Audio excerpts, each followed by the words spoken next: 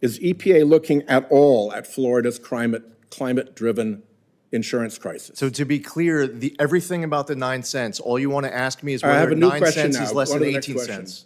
No, just that I'm understanding. This Okay, is if you don't really want to important answer my issue question, to I'll you. move on to the next one. If I'm Your tracking attack right, on fuel efficiency all you want to know that standards- 9 cents is less than 18 cents. You don't want to actually Already talk answered about that. the issue. You already answered that. Now you're just wasting my time. You are raising costs on purpose. That accusation cuts to the heart of what Americans care about most, how much it costs just to live. Wait a minute, just before you go, watch this. White House. Mr. Zeldin, my colleagues around this table are closing in on an election in which the Trump administration's household cost catastrophe will be central. And you have been on a polluter-funded rampage to increase Americans' costs. Stuff should cost less. You are making lots of stuff cost lots more. You have raised costs for Americans. You have done so to steer their money to your big polluters. Your attack on clean energy raises costs for consumers, but it sends billions to your fossil fuel polluters, Trump's big donors. Trump's attack on offshore wind stalled 9 cents per kilowatt hour power, contract number, no math, getting to my constituents who work in an 18-cent average kilowatt hour grid. Every single day that 9 cent power was delayed, steered money from consumers' pockets into the pockets of expensive natural gas units that the clean offshore wind energy would have displaced. You will at least concede that 9 cents is less than 18 cents, will you not? Well, 9 cents is less than 18 cents. There you However, go. in this Thank you. context, Your rampant your climate math is denial accurate. and refusal to address climate Your risk math is inaccurate. Would is you like to talk driving about it? home insurance rates skyward, setting new records in states like Iowa, Florida, and Texas. Those costs are cascading from a home insurance crisis into a mortgage crisis, into a property values crisis. But the big winners, getting to pollute for free, are your fossil fuel polluters, Trump's big donors. Is EPA looking at all at Florida's climate-driven insurance crisis? So to be clear, everything about the 9 cents, all you want to ask me is I have whether a new 9 question cents now. is less Go to than the next 18 question. cents. No, just that I'm understanding. This Okay, is if you don't really want to important answer my issue to question, you. I'll move on to the next one. If I'm Your tracking attack right, on fuel efficiency all you want to know that standards- 9 cents is less than 18 cents. You don't want to actually Already talk answered about that. the issue. You already answered that. Now you're just wasting my time. Now Your attack everything on other fuel than efficiency 9 is less than standards 18 is will wasting your drive time. up the cost of Americans' gasoline budgets. Your own regulatory impact analysis put the net loss to consumers at $180 billion, but with a minimum $580 billion bonus for big oil at the pump. All those billions go to your fossil fuel polluters, Trump's big donors. Those are your numbers, Mr. Zeldin. You also made it easier to pollute with soot,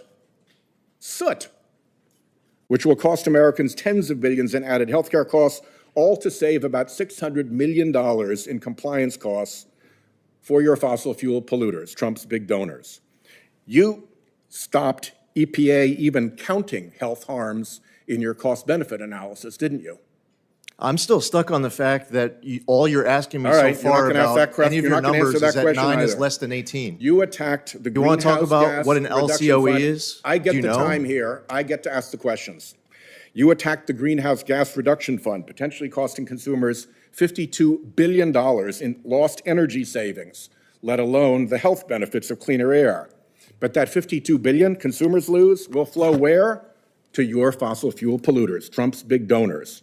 Ditto the Solar for All funding that you attacked, trying to strip Americans of $350 million per year in expected energy savings, billions over time. Those lost savings go where? To your fossil fuel polluters, Trump's big donors. You even set up a special polluter email address that gave polluters a drive-up window for exemptions from the Clean Air Act, helping them keep 70 polluting coal plants online. One estimate is that just 6 of those plants have already cost ratepayers an extra $230 million in costs in less than 1 year.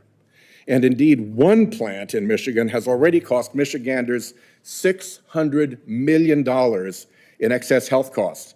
That is money out of consumers' pockets and into the pockets of your fossil fuel polluters, Trump's big donors. Can we talk Are about your you math even yet? tracking the consumer cost of those coal plants?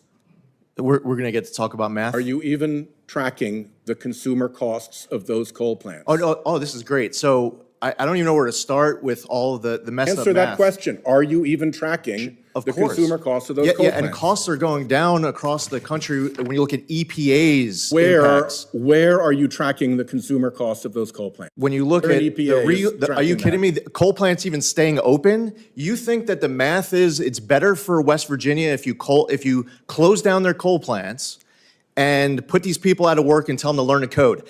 According to think that when you put in your a coal mind, plant that's saving on West that Virginia? is raising Is it costs. saving them on energy We access? know it's raising costs. Is it saving them on jobs? You can talk across me all you like. You are raising costs. Raising You're costs. raising costs on purpose because the money that you get when you raise costs from consumers goes to Trump's big fossil We fuel don't donors. close down My time is coal. up. Not sure we're going to get anywhere with that. What stands out in this exchange isn't just the clash over energy policy. It's the deeper anxiety about rising costs that millions of Americans feel every day. Whether it's electricity bills, gas prices, or home insurance, people aren't experiencing these issues as abstract policy debates. They're seeing it in their monthly statements, their shrinking savings, and the tough choices they have to make. While lawmakers argue over numbers and narratives, the average household is simply asking, why does everything feel more expensive, and who is actually working to bring those costs down? At its core, this debate reflects a broader struggle between competing visions of how to manage the economy and energy future. But for everyday Americans, the priority is far less ideological. People want affordable, reliable energy. They want jobs that pay well and don't disappear overnight. They want policies that don't force them to choose between paying their utility bill and covering healthcare or groceries. When discussions become dominated by accusations and counter-accusations, it becomes harder to see clear solutions that directly improve people's lives. There's also a growing frustration with the way these conversations unfold. The back and forth, the interruptions, the visible tension, it can feel less like problem-solving and more like a stalemate. For Americans watching, it raises a simple but powerful concern. If leaders can't even agree on the basics of what's happening, how can they deliver meaningful relief? Trust isn't just about outcomes. It's about whether people believe their concerns are being heard and taken seriously in the first place. Ultimately, beyond the political sparring, the real issue remains unchanged. Americans need costs to go down and stability to go up. They need leadership that focuses less on scoring points and more on delivering results that show up in everyday life: lower bills, cleaner and reliable energy, and a sense of economic security. The path forward isn't about winning arguments in a hearing room. It's about making sure that when the debate ends, the American people are better off than they were before.